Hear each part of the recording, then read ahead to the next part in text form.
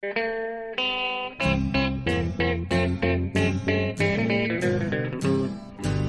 out there. We're on the air. It's hockey night tonight. Hello, hockey fans, and welcome to our little video. We're going to spend the next several minutes talking about the National Hockey League and specifically the stretch run of the regular season. My name is Kevin Freeman, and with me is colleague Dustin Lead. I have to admit my knowledge of the NHL pales in comparisons to Dustin's because he has his finger on the pulse of the league. Anyway, the Olympics are over now, and the NHL will resume its regular season.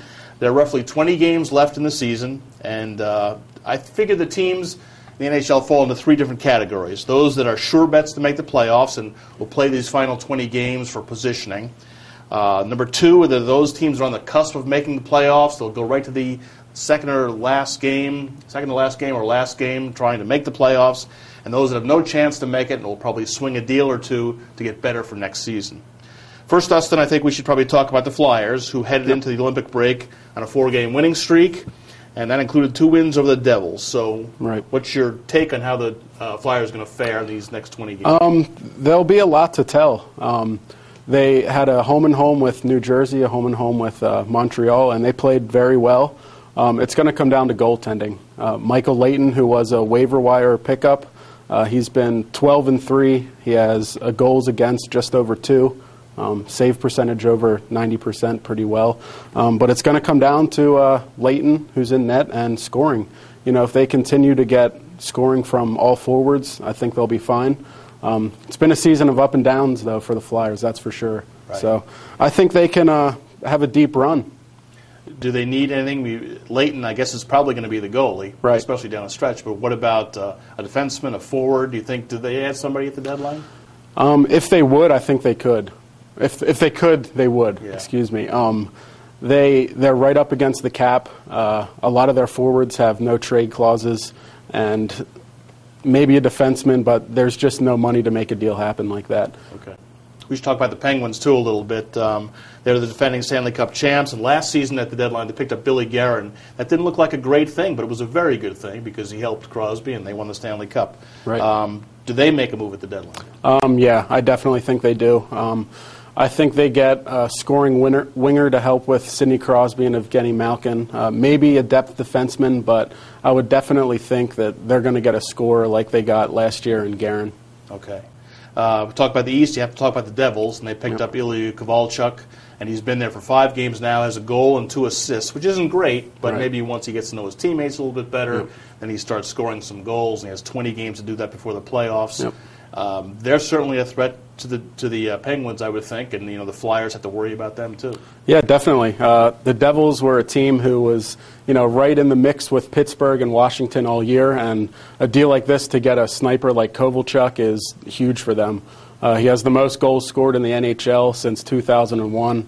He's a pure superstar sniper, and he's probably right up there behind guys like Ovechkin and Malkin and Crosby. He's really good, and it's just going to be a bonding thing for him to fit in there in New Jersey. Okay. Can't talk about the East without talking about the Capitals.